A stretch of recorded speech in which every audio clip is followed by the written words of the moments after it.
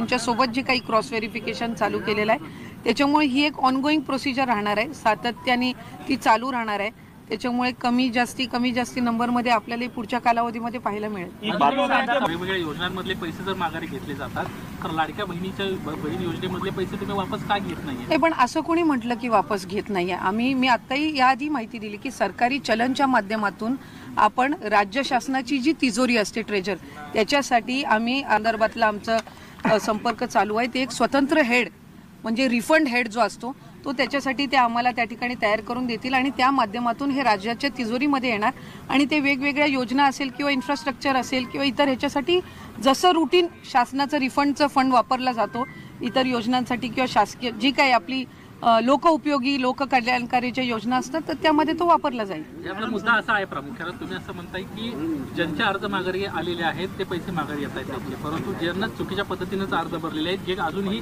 बोलायला तयार नाही। मी याआधी त्या संदर्भातली माहिती दिली की आमची जी क्रॉस व्हेरिफिकेशनची प्रोसिजर आहे परिवहन विभागासोबत चालू आहे। जे उत्पन्नाच्या पलीकडे जाऊन ज्यांनी त्या ठिकाणी लाभ घेतलेला आहे ते सुद्धा आम्ही क्रॉस व्हेरिफिकेशन करत आहोत। या व्यतिरिक्त जे राज्याच्या बाहेर आता लग्न होऊन गेलेल्या वगैरे किंवा राहायला गेल्या असतील किंवा सरकारी नोकरीमध्ये ह्या कालावधीमध्ये 4-5 महिन्याचे लागलेले आहेत, हे एका बाजूला आम्ही विभागाच्या पद्धतीनं आम्ही क्रॉस व्हेरिफिकेशन करत आहोत। पण हे जे आपण 4-4.5 हजार म्हणतोय हे स्वतःहून पुढे आलेले आहेत। या व्यतिरिक्त क्रॉस व्हेरिफिकेशन मध्ये येणार आहेत ते वेगळेच आहेत।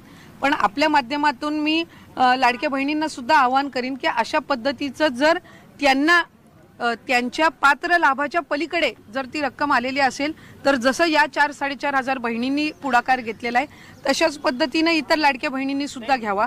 त्याच्यामुळे ह्या दोन स्वतंत्र प्रोसिजर आहेत। एक आहे की ज्या 4-4.5 बहिणींनी स्वतःहून त्यांना जाणवल्यानंतर त्यांनी परत करण्याची प्रोसिजर ॲप्लिकेशन केलेलं आहे आणि विभागाच्या माध्यमातून जे स्वतंत्र चालू आहे ते आहेच। म्हणून मी आपल्याला सुरुवातीला माहिती देत असताना म्हटलं की हा आकडा दोन्ही जर आपण कंबाईन केले तर पुढे मागे होण्याची कमी जास्त होण्याची शक्यता आहे।